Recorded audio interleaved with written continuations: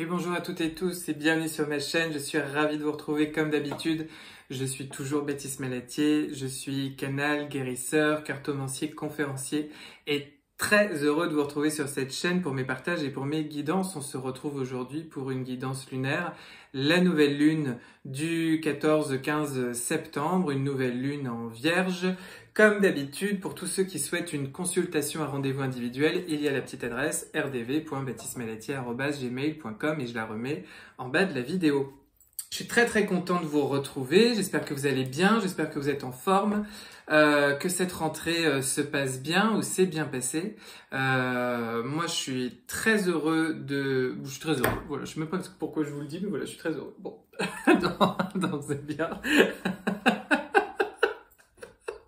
Bon, tout le monde me dirait, c'est déjà ça, hein. Voilà, et je souhaite que vous soyez dans le même état que moi.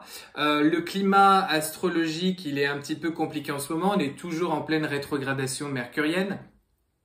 Donc ça invite son lot de déconvenus, de bugs, de communication qui se passent pas toujours très bien, de points de rencontre qui ne se font pas ou des choses qui sont à attendre ou qui nous rendent un petit peu nerveux.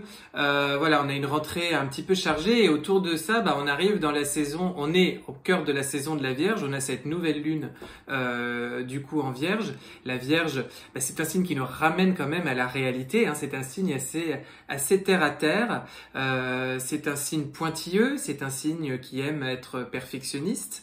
On dit qu'elle coupe les cheveux en quatre, la Vierge. Enfin, on va pas du tout faire le procès de nos amis les Vierges, on les embrasse, mais c'est vrai que c'est un signe qui aime le travail bien fait, qui aime que les choses soient à leur bonne place. C'est exactement ce que l'énergie de septembre et l'énergie de la rentrée nous demandent toujours. C'est une énergie qui après, voilà, les feux et les eaux des émotions de l'été vient nous ramener tranquillement vers le quotidien, vers une forme de réalité, vers des jours qui raccourcissent, vers l'automne, vers l'équinoxe de l'automne qui arrive à grands pas, qui arrive le 21. Donc avec tout ça, la Vierge, elle est là pour nous recadrer, nous ramener un petit peu sur les bancs de l'école, au sens propre ou au figuré, pour faire un point après les pauses estivales, après les moments où voilà, on a un petit peu remis au calendrier grec tout projet, où on les a juste un petit peu maturés ou réfléchis. Bon là c'est l'heure d'un peu les mettre en terre, les mettre en graines, les ensemencer, aller vers le concret, aller le manifester, aller le planifier, aller un petit peu l'organiser. Hein, c'est un petit peu le moment où on se reconfronte un petit peu à sa réalité, on regarde un petit peu les choses là où elles le sont, on se regarde un petit peu en miroir, on pose un regard assez juste et assez précis, parfois un petit peu dur aussi, avec soi ou avec quelque chose ou un sujet.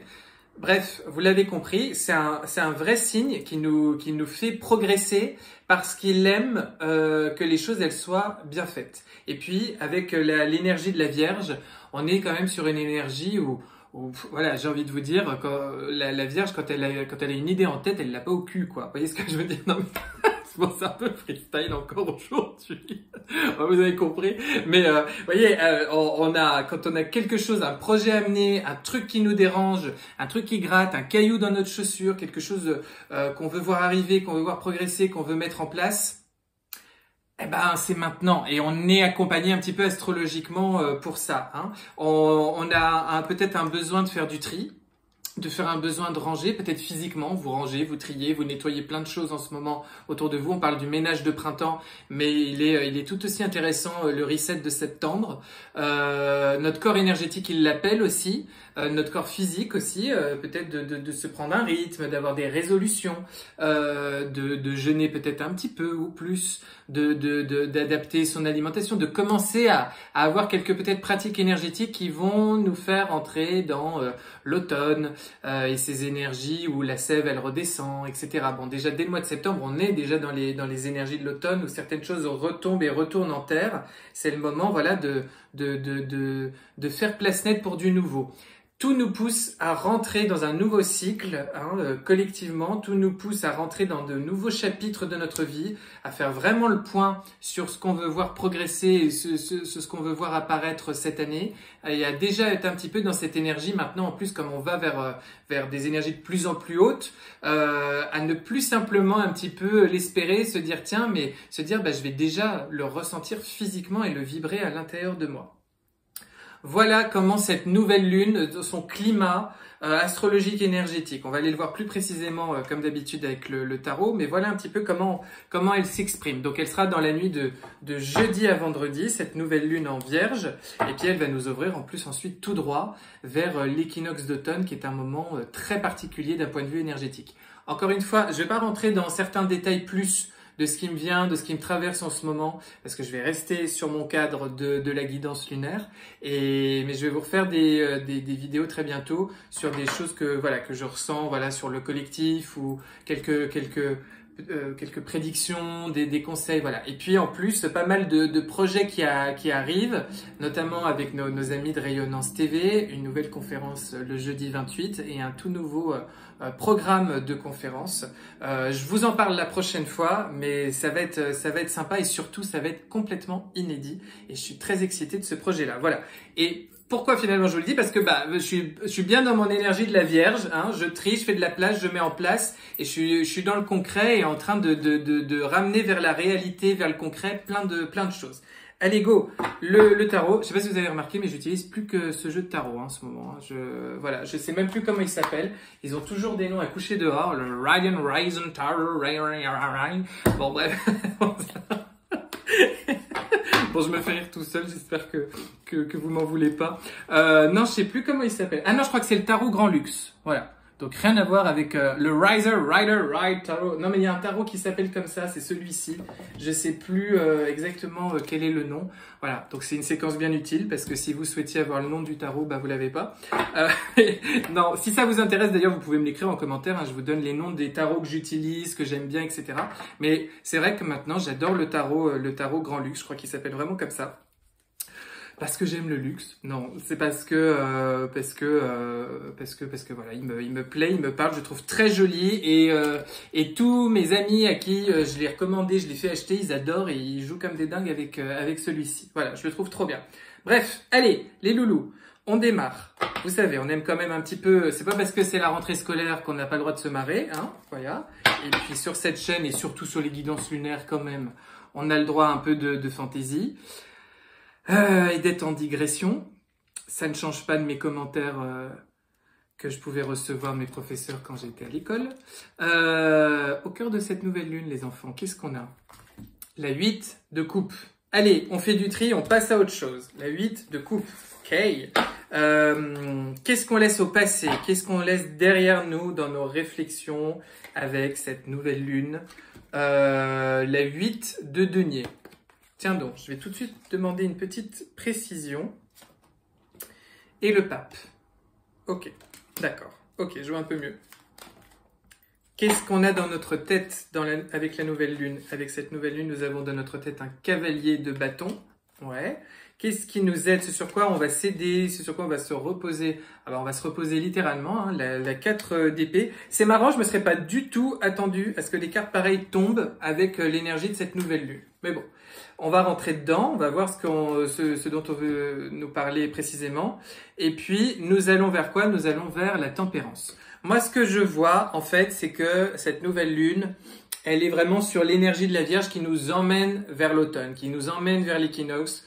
On a eu un peu l'été indien et des belles chaleurs encore. Là, on va aller quand même rentrer vraiment énergétiquement et de facto météorologiquement aussi, je suppose, petit à petit vers l'automne et vers une toute nouvelle expérience et saison astrologique et énergétique. Et si vous voulez, je vois vraiment quelque chose de transitoire. On réfléchit, on se pose, on trie, on range, on organise. Concrètement, on va vers sa réalité, c'est-à-dire fort un petit peu de nos réflexions de l'été, de nos brassements énergétiques de l'été. on commence à vraiment mettre les choses en place et à comprendre qu'en fait la vie nous amène vers un nouveau chapitre, nous amène vers un nouveau potentiel de nous-mêmes. Je sais pas si c'est français ce que je dis, comme si on avait commencé à flirter, à parfois ressentir qu'on allait ouvrir une porte très importante en nous, qu'une porte allait s'ouvrir et qu'on allait changer vraiment d'énergie, comme changer de peau, avoir une espèce de mue, et ça va vraiment, on sent que ça va vraiment se mettre en place. Parce que du coup, au cœur de cette nouvelle lune, la 8 de coupe, c'est une énergie de départ, c'est une énergie, alors plutôt métaphorique, plutôt intime, parce qu'on est sur des coupes, donc les coupes, c'est des émotions, on n'est pas sur du concret comme les deniers par exemple. En tous les cas, on est sur, la 8 de coupe, c'est l'énergie, vous savez, vous avez 8 coupes, que vous avez bu, vous avez goûté et bu l'intégralité des contenus de ces 8 coupes, vous les connaissez par cœur et elles ne vous suggèrent plus aucune émotion. D'accord? C'est du connu, c'est du vu, c'est du revu et ça n'est plus attirant, ça n'est plus chatoyant, ça n'est plus plaisant. Vous tournez en rond, vous vous ennuyez et vous quittez une situation qui n'a plus de saveur pour vous. Voilà, au cœur de cette nouvelle lune, on insiste sur cette idée de transition, on insiste du coup d'aller vers des choses qui nous plaisent, qui nous intéressent, qui nous animent, qu'on rêve de voir, qu'on rêve de mettre en place. On est un peu invité à commencer à poser des jalons et à faire des choses concrètes pour le mettre en place. La Vierge, en tout cas, et ses énergies nous aident. Mais toujours est-il que cette pleine lune, elle vient vraiment appuyer encore plus sur tout ce qui est désuet, qui n'est plus aligné et qui ne résonne plus du tout, qui ne doit plus résonner avec notre vie. Voilà. Peut-être que c'est ça qu'on doit vraiment laisser derrière nous. La 8 de denier, c'est une énergie où concrètement, on était en pleine croissance, en pleine recherche, peut-être des formations, des questionnements. Il y a quelque chose que l'on creuse, que l'on affine, que l'on approfondit concrètement. Et finalement, si on doit le laisser derrière nous, je dirais que avec ça, ça signifie, en plus c'est 2-8, ça signifie que peut-être des choses où vraiment on a accordé du temps, ces dernières semaines, ces derniers mois, mais moi je verrais même plutôt ces dernières années, ou peut-être un cycle karmique qui s'est répété comme ça sur plusieurs années, des choses qu'on est allé approfondir, toucher, expérimenter depuis un moment, ça ne résonne plus et on les laisse derrière nous. On est allé au bout de ce que l'on pouvait aller gratter, de ce qu'on pouvait aller comprendre, de ce qu'on pouvait aller approfondir sur un sujet. Un sujet qui peut venir toucher avec le pape en précision, puisque j'ai demandé 2 cartes, un sujet qui pouvait venir toucher à des croyances, à une notion de foi, à des choses auxquelles on avait foi, des choses auxquelles on a cru, auxquelles on a investi beaucoup d'énergie, beaucoup de passion, beaucoup de patience, beaucoup de temps, sur lequel on a attendu, on a fait reposer beaucoup de choses. Avec le pape, ça peut être aussi quelque chose qui est, comment vous dire, d'un petit peu rigide, d'un petit peu traditionnel, hein, une vision peut-être un peu plus étroite, qui correspondait à quelque chose d'un petit peu plus étroit de nous-mêmes ou d'un projet dans lequel on s'est investi. Ça peut être aussi une relation, ça peut être un mariage, parce que le pape, c'est aussi des contrats qui sont signés, donc d'un mariage, quelque chose que l'on scelle comme ça devant lui, devant Dieu. En tous les cas, la foi qu'on a eue dans une relation, la foi qu'on a eue, l'espoir qu'on a eu dans un mariage qui s'est fait, qui s'est pas fait. Ça peut être ça, mais vous adaptez aussi, je le précise quand même, mais vous adaptez à votre cas. Toujours est-il qu'il y a quelque chose auquel vous avez cru, que vous avez approfondi, que vous avez gratté, que vous avez fait tout ce qui était possible d'aller nourrir et d'aller apprendre autour de ce sujet qui répondait à des croyances que vous aviez intimement, à une foi, à un appel, à un espoir, à quelque chose. Et ça, vous avez compris que c'était derrière vous et qu'il fallait le laisser de côté parce que ça n'avait plus de saveur, ça n'apportait plus rien concrètement en termes d'émotions jolies, louables, amélioratives pour vous. Du coup, dans votre tête, vous avez l'énergie du cavalier de bâton, un peu hésitant, hein, un petit peu chaud-froid, qui tente autre chose, qui essaye de mettre en place autre chose, qui essaye de tester une nouvelle posture, qui essaye de partir d'un autre pied, de changer de principe, de dire au revoir à certains manteaux, à certains prérequis. L'énergie du cavalier de bâton, il met tout en place pour essayer d'obtenir quelque chose. Hein. Il est animé par un feu, il a quelque chose qu'il désire, il a quelque chose qu'il veut mettre en place. Et du coup, il essaye, il teste plein de choses. Donc, vous avez un petit peu cette énergie hésitante. Peut-être que vous allez carrément changer votre environnement, changer d'environnement, changer de genre, de type de relation, parce que ça peut être aussi ça. Il peut y avoir un rapport avec l'étranger aussi, avec le cavalier de bâton, je le précise. Encore une fois, vous l'adaptez. Mais il y a ça qui vous anime dans votre tête. ce qui va vous aider, ce sur quoi vous vous reposez, c'est la 4 d'épée. La 4 d'épée, au contraire, c'est une énergie extrêmement calme, c'est une énergie de guérison.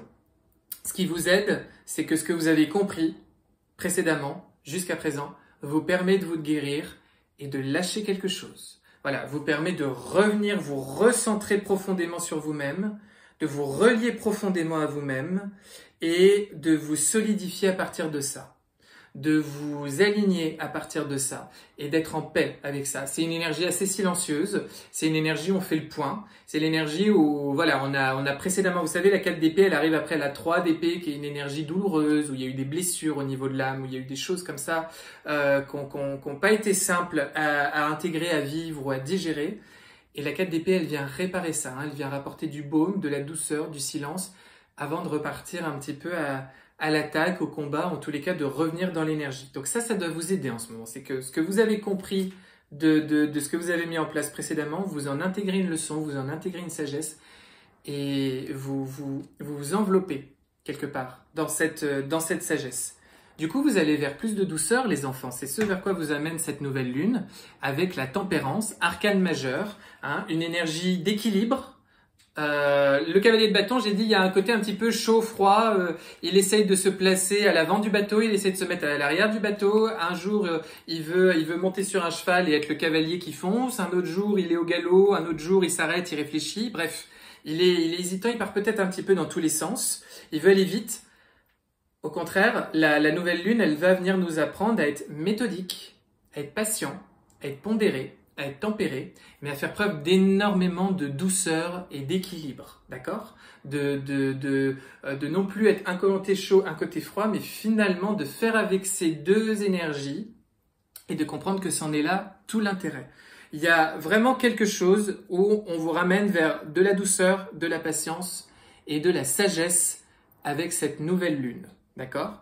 Probablement que le temps fait son œuvre correctement et que la rétrogradation mercurienne et sa manière un petit peu de jouer avec les horloges, de jouer avec le temps, de jouer avec certaines contraintes, avec certaines mécaniques, avec certaines communications, avec certains échanges, ça a du bon et ça a du sens pour nous permettre de nous développer et d'évoluer correctement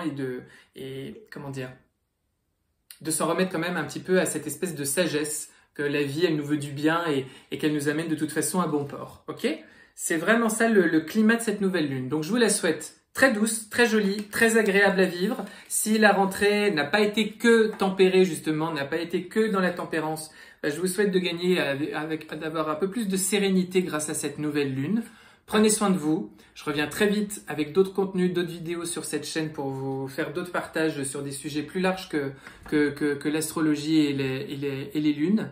Et d'ici là, je vous souhaite d'aller bien et de, comment dire, il y a vraiment une idée d'aller en ce moment derrière un petit peu le personnage qui est nous et d'aller toucher un petit peu cette partie de nous plus sensible, plus éternelle, plus profondément nous-mêmes et de se laisser un petit peu guider et piloter à partir de cette partie-là, hein, d'aller derrière le masque, derrière le personnage, d'aller voir qui en moi joue cette scène, joue cette incarnation, joue cette vie, joue cette pièce de théâtre et pourquoi je m'y projette ainsi, pourquoi je cherche à jouer ce personnage et d'aller un petit peu faire ce travail fin comme ça, vous voyez, je sais pas pourquoi mais je vous partage ça. Je vous embrasse, prenez soin de vous, à très vite, je vous fais des gros bisous.